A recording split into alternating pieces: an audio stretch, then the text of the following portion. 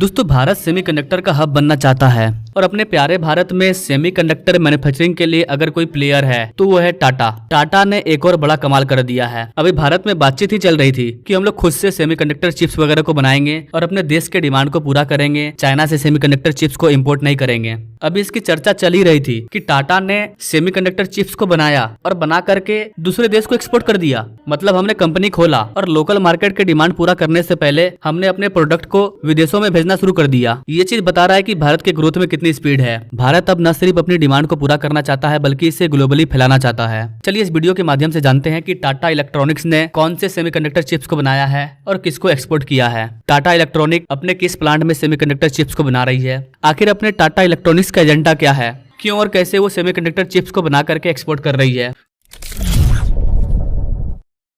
Now directly come to the point. Tata Electronics LTD ने announcement किया है कि ये लोग स्टार्ट कर रहे हैं exporting limited quantities of semiconductor chips और इस वाले चिप्स को इन्होंने अपने Bengaluru based research and development centre में बनाया है। अब अगर बात करें कि टाटा इन चिप्स को बना करके कहां पर एक्सपोर्ट कर रही है, यहाँ पर आपको बताना चाहेंगे गाइस कि टाटा ग्रुप के जो पार्टनर है वो जापान में है, यूएस में है, यूरोप में है और इन्हीं के साथ टाटा ग्रुप इस तरह के सेमीकंडक्टर चिप्स को एक्सपोर्ट कर रही है। टाटा के द्वारा बताया गया कि जिस चिप्स को ये लोग बना रहे हैं वो एक तरह का मल्टी यूज चिप्स है। इसका यूज हम मल्टीपल प्रोडक्ट में कर पाएंगे और ना सिर्फ ये वाला चिप्स, इसके अलावा टाटा ने अनाउंस किया है कि वो लोग बहुत जल्द 28, 40, 55, 65 नैनोमीटर के चिप्स को भी बड़े मात्रा में प्रोड्यूस करने वाले हैं। सेमीकंडक्टर के मैन्युफैक्चरिंग में दो चीज होता है। सबसे पहले उसका डिजाइनिंग होता है, उसके बाद इसका मैन्युफैक्चरिंग होता है। तो जो हम लोग सेमीकंडक्टर का डिजाइन करते हैं उसी को बोला जाता है टेप आउट। तो टाटा ने इन सारे नैनोमीटर वाले सेमीकंडक्टर चिप्स का टेप आउट कर लिया है। अब बस इसका मैन्युफैक्चरिंग होना है, यानी कि कुछ चेंजिंग के बाद इसका प्रोडक्शन स्टार्ट हो जाएगा। नाउ इसका सिग्निफिकेंस क्या है, ये हमारे लिए इतनी बड़ी बात क्यों है। गाइस ये हमारे लिए इतनी बड़ी बात इसलिए है क्योंकि इस चीज की किसी ने भी कल्पना नहीं की थी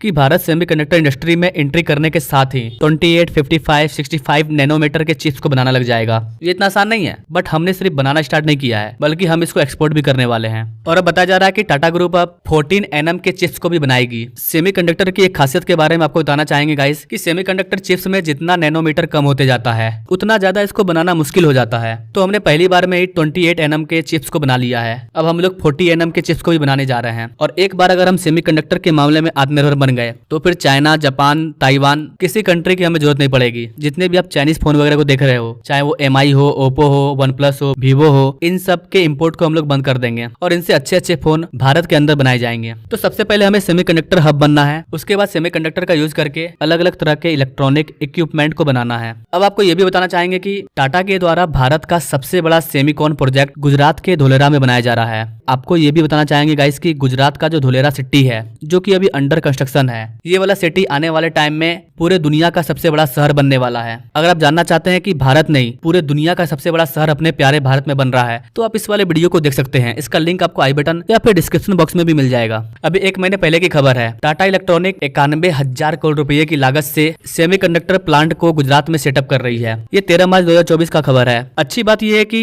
इस वाले प्लांट का उद्घाटन भी कर दिया गया है और जो भी हम सेमीकंडक्टर चिप्स को बना रहे हैं सबसे पहले उसको एक्सपोर्ट किया गया है। उसकी जितनी भी टेस्टिंग होनी है उन सबको चेक किया जाएगा। जैसे ही ये सारा चीज कंप्लीट हो जाएगा तो इसका मास प्रोडक्शन भी स्टार्ट हो जाएगा। एक और चीज गाइस की गुजरात में जो भारत का सबसे बड़ा सेमीकंडक्टर मैन्युफैक्चरिंग प्लांट बन रहा है, इसको बनाने में ताइवान साथ दे रहा है। ताइवान की power chip semiconductor manufacturing corporation PSMC ये टाटा की मदद कर रही है भारत के पहले और सबसे बड़े सेमीकंडक्टर प्लांट को स्टैब्लिश करने के लिए।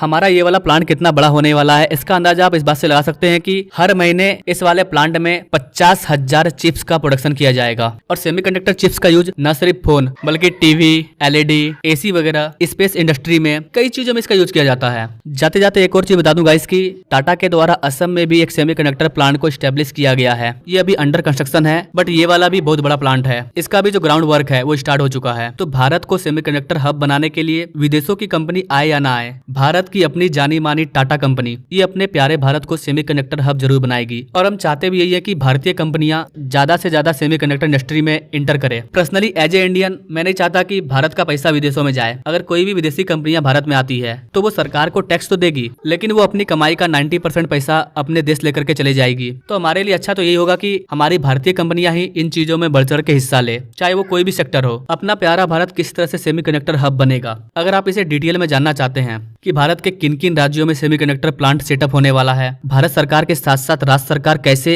इन कंपनियों को अपने राज्य में स्टेब्लिश करने के लिए अलग से स्कीम ला रही है। अगर आप चाहते हैं कि इस पर मैं डिटेल वीडियो लाऊं तो आप कमेंट कीजिएगा। बाकी इस अपडेट के बारे में आप क्या कहना चाहेंगे कमेंट करें, और ऐसे ही लेटेस्ट अपडेट के बारे में जानने के लिए हमारे चैनल से जो जुड़िए। नाउ थैंक्स फॉर वॉचिंग, मिलते हैं अगले वीडियो में एक नई जानकारी के साथ, तब तक के लिए जय हिंद।